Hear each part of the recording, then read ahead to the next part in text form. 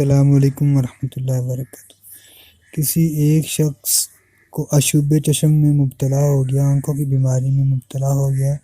علاج کے لیے سلوتری ان جانوروں کے معالج کے پاس گیا۔ اس نے وہی دوا جو جانوروں کو کی آنکھوں میں لگاتا تھا اس کی آنکھوں میں لگا دی۔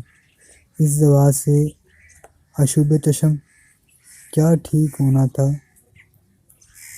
بیچارہ اندھا ہو گیا اور سلوتری سے جھگڑنے لگا، یہاں تک کہ معاملہ عدالت میں پہنچا۔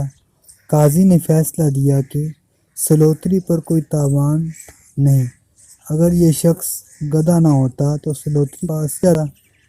دونوں کے نزدیک یہ کم عقلی کی بات ہے کہ ایسے کام